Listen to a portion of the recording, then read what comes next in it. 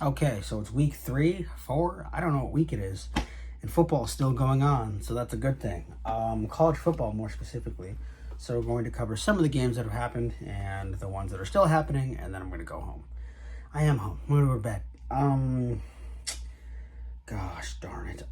So there are 2 delays: Toledo in Western Kentucky and East Carolina and Liberty. Nobody really cares, but I think it's just kind of good to acknowledge the games that aren't being played right now. Missouri beat Vanderbilt by 3 points in overtime, 2 overtimes. I wanted Vanderbilt to win, but they did not.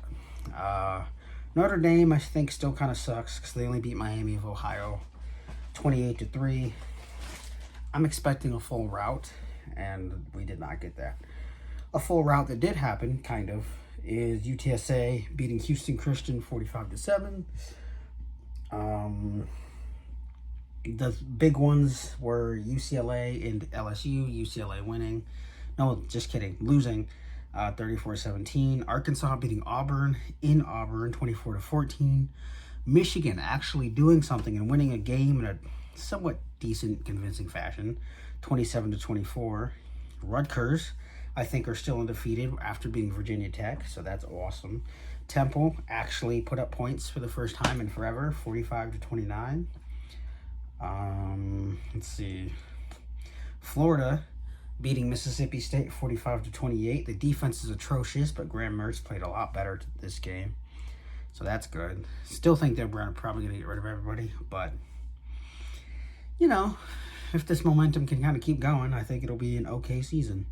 And okay, I mean, like, kind of being like Nebraska in 2022, where like they lose only by like 7 points or less.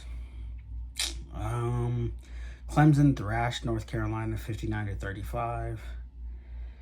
Stanford beat Syracuse on a walk-off field goal 26-24. That was really cool to see. Nebraska shit the bed, losing to Illinois at home by 7. And the games still going on right now are Tennessee beating Oklahoma 19-3. The Floyd of Rosedale game is all tied up at 14. I want Minnesota to win, but they might not win. Michigan State's beating Boston College by 6. Is it 6? By 7. I can't do math.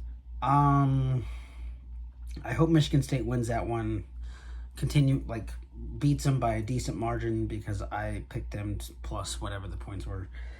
South Florida is losing to Miami 15-22.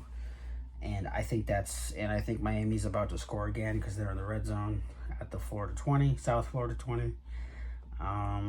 And Florida State is now losing to Cal 7-9. And yeah. Oh, and I guess it's not going to be that big, but upset alert, there is going to be one.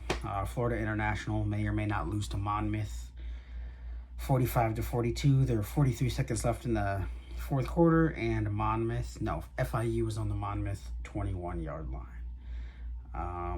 To cover some FCS schools, we will go with Grambling State is beating Jackson State by 1. Troy is beating Florida A&M by a decent margin.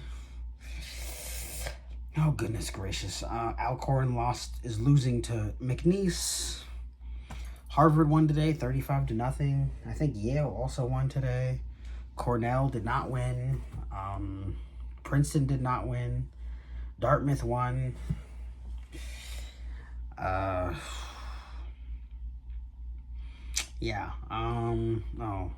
Shame. Penn also lost. They probably should have won by a decent margin, actually. But it's because they were leading the entire game up until the third quarter. Man, you really gotta... I don't know, man. I don't know. You know what, though? It shows improvement. You only lost by 5 points. So that's good. All right. That's all I got. Those are the only games I really wanted to cover. I feel as though I covered them all.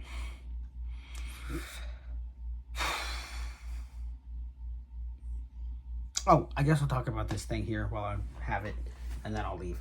So I think that the Ivy League institution conference football, this is only relating to football, not any other sport, because I don't really know how any other sport really works.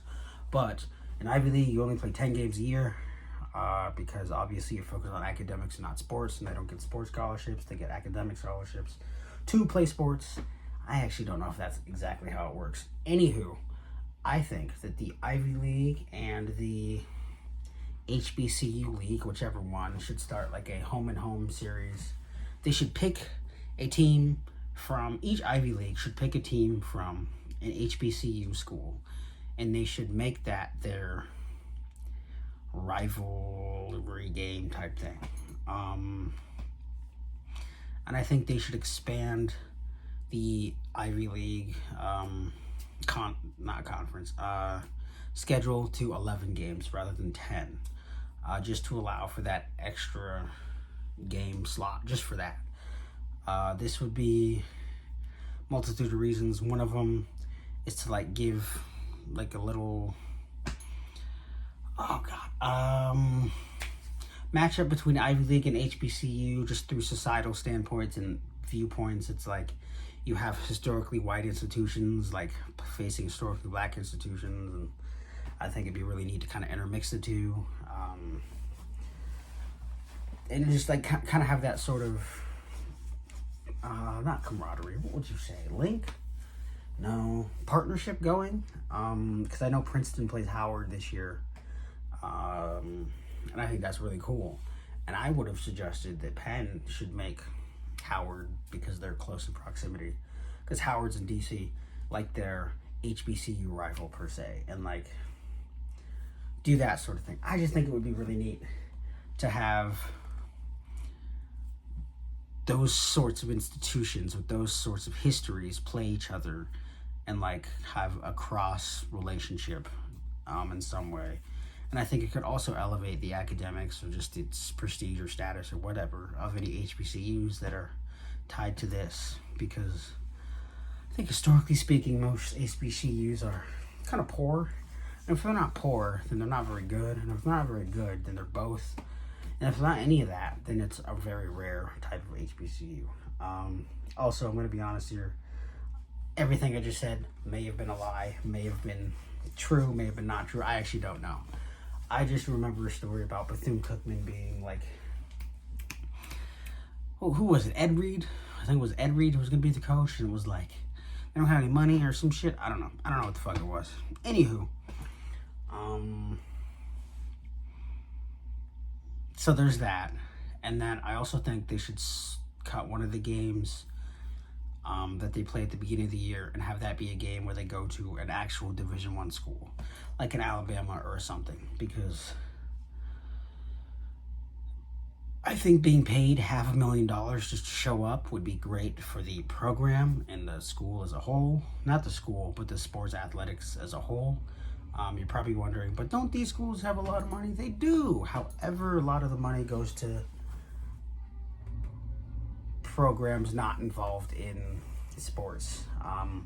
If they do get donations, it's because a sports player played there, went into a big lucrative field, and gave money back.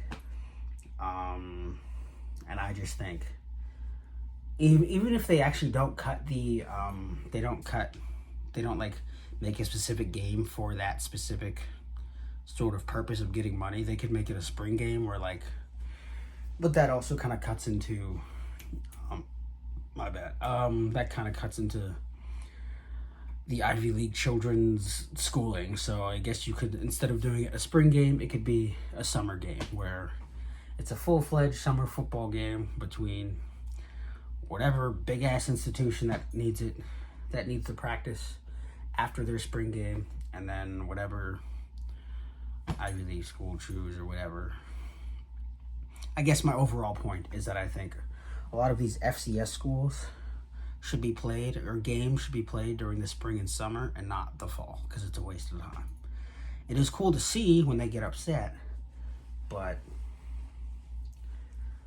I don't know. I just think that the big schools should play the big schools and not really fuck with the small schools in the middle of the season. Yeah. All right. That's it.